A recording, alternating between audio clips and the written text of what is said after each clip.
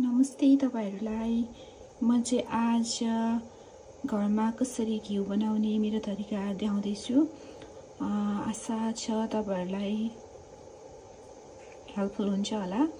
अनि किनभने मैले चाहिँ कतिले चाहिँ घिउहरु नेपालबाट मगाएर चलाउनु भएको पनि देखेको छु र हामीले चाहिँ नेपालबाट चाहिँ मगाइराख्नु जरुरी छैन। यही सजिलो तरिकाले घिउ बनाउन सकिन्छ। धेरै नै सजिलो छ अनि यही घिउ बनाउनु सस्तो पनि हुन्छ। त्यसको लागि घिउ बनाउनुको लागि चाहिँ तपाईहरुले यस्तो बटर किनेर ल्याउनु पर्यो। यो बटर चाहिँ अनसल्टेड र सल्टेड बटर हुन्छ अनि त्यसको लागि चाहिँ अनसल्टेड बटर चाहिँ राम्रो हुन्छ। अनि त्यो चाहिँ तपाईहरु आस्टा, ओल्डी, लिडल, यस्तै सेन्सबरी अनि टेस्को नजिक हुनुहुन्छ भने जहाँबाट पनि लिन सक्नुहुन्छ। अनि यसको चाहिँ दुई तरिकाले घिउ बनाउने तरिका छ। अनि म चाहिँ एउटा यस्तो तरिकाले बनाउँछु कि लाइक म चाहिँ यो घिउलाई चाहिँ पानी उमालेर पानीसँग मिक्स गरेर घिउ बनाउँछु। किनभने चाहिँ त्यसको लागि चाहिँ यो पानीसँग घिउ बनाउँदाखेरि चाहिँ पछि चाहिँ यो घिउको चाहिँ लाइक त्यो त्यसको चाहिँ राम्रो दानाहरु आउँछ अनि स्मेल पनि राम्रो हुन्छ। अनि म चाहिँ त्यो तरिकाले बनाउँछु। अनि त्यसको लागि यो बटर बनाउनको लागि चाहिँ तपाईलाई पहिला पानी यहाँनिर म पानी यहाँनिर अलिकति उमालेको छु। भरे यो पानी र घिउ छुटिँदाखेरि चाहिँ त्यसको टेस्ट नै एकदमै राम्रो हुँदो रहेछ। सो अब हामी चाहिँ यो घिउलाई चाहिँ उठाएर यहाँनिर लगाऊँ।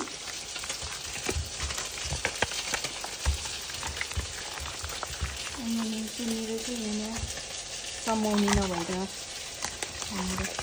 अलिकति ढिलो भइरहेको छ।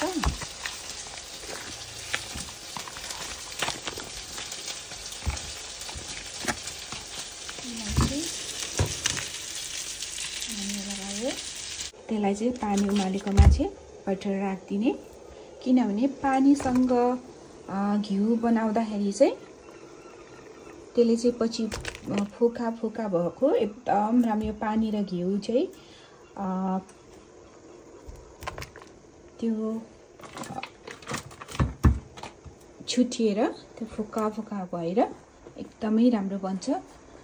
सो घिउ बनाउनु चाहिँ एकदमै सजिलो छ युकेमा।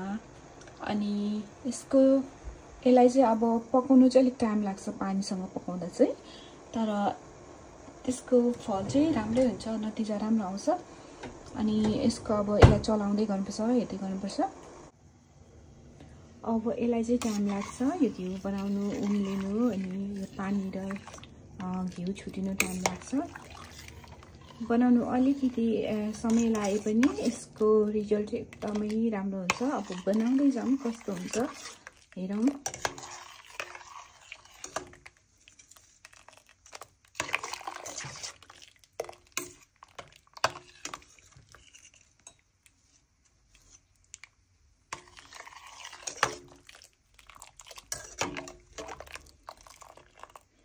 यो युकेतिर चाहिँ डेयरी प्रोडक्टहरु चाहिँ एकदमै सस्तो छ।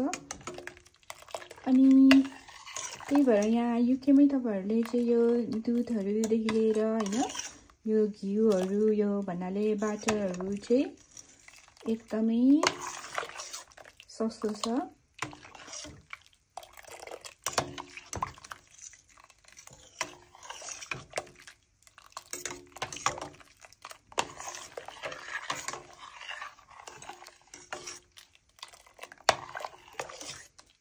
अब यो मिल्क हुँदै जाँदैछ, बाटो चाहिँ मिल्क हुँदै जाँदैछ, तपाईहरु सक्नुहुन्छ।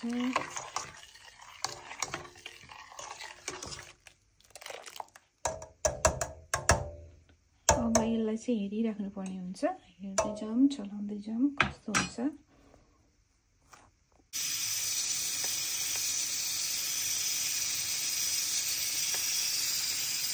यसरी यो पानी र घिउ चाहिँ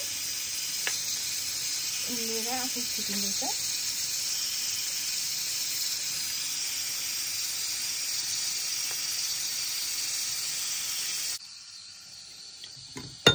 त्यसपछि तपाईहरु हेर्न सक्नुहुन्छ यहाँनिर घिउ चाहिँ मोस्टली अब रेडी भइसक्यो। अनि यसलाई चाहिँ यो घिउको चाहिँ यसरी तपाईँले चाहिँ यो निकाल्दिँदा हुन्छ यो छेउछेउको।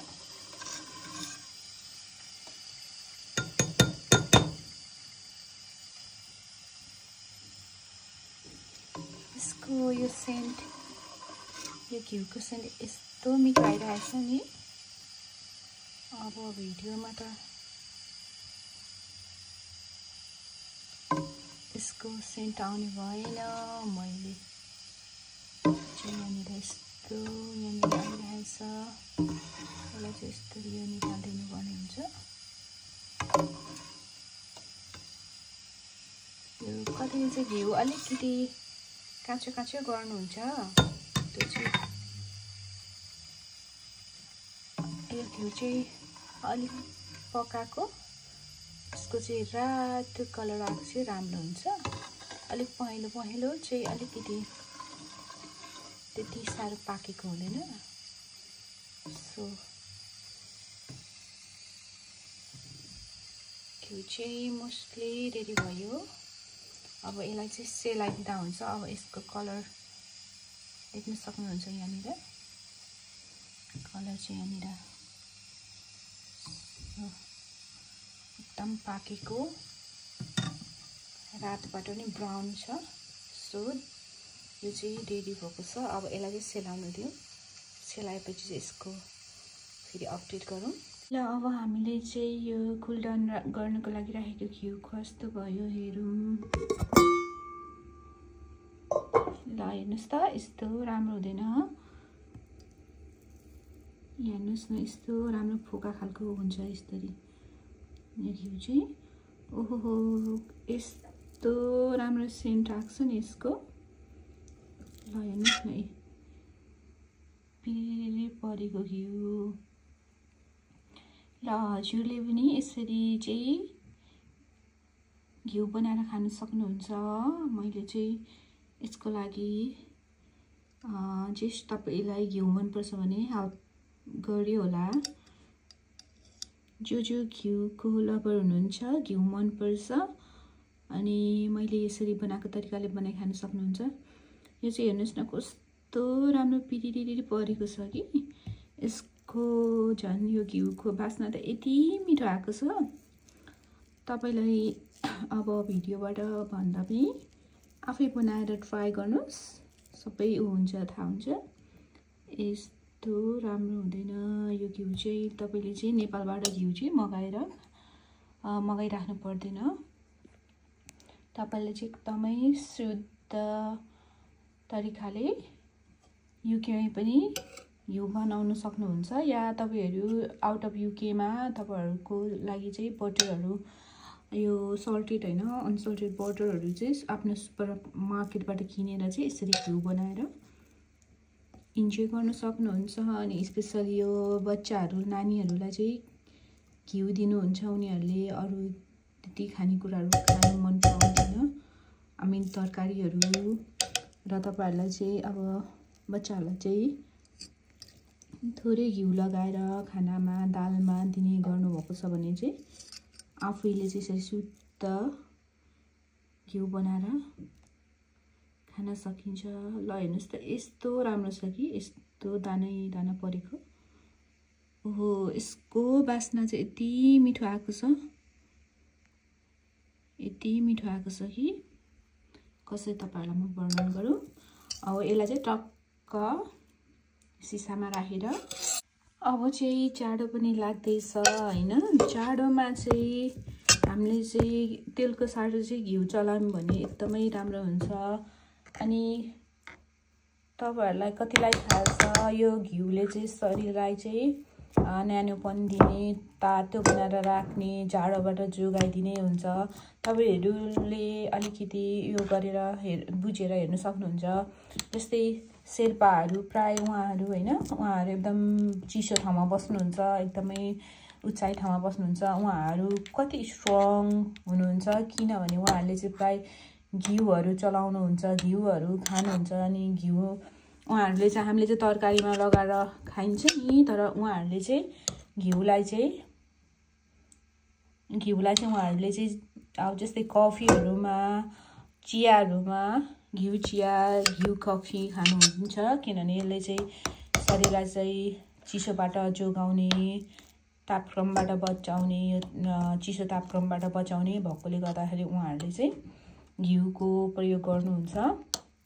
त्यही भएर हामीले पनि प्रायः जस्तो चाहिँ घिउ तेलको साटो चाहिँ घिउ चलाउने एकदमै राम्रो हुन्छ। र अब कतिलाई चाहिँ घिउको बास्नाहरू मन पर्दैन भने चाहिँ उहाँहरूले चाहिँ बाटर लाइक घिउ नबनाए बाटरलाई पनि तेलको रूपमा गर्न सक्नुहुन्छ। खासमा तेल तरकारीको लागि किन चलाइन्छ भने चाहिँ त्यो तेलले चाहिँ मिठो बनाउने होइन कि त्यसले चाहिँ खासमा यो खानेकुराहरूलाई चाहिँ डढ्नुहरूबाट चाहिँ त्यो बचाउनुको लागि चाहिँ त्यो हामी अब नटासियोस् ननस्टिकी बनाउनुको लागि चाहिँ खानाहरू टास्यो भने डढ्छ तरकारीहरू टास्यो भने डढ्छ नि त अनि त्यसले चाहिँ नडरोस् भनेर खासमा चाहिँ चलाइने हो। खासमा त्यो तेल लगाएर चाहिँ मिठो हुने होइन त्यसको किनभने मिटहरूको आफ्नै फ्लेभर हुन्छ मिटको टेस्ट मिटमै हुन्छ होइन तेलले गर्दा हुँदैन।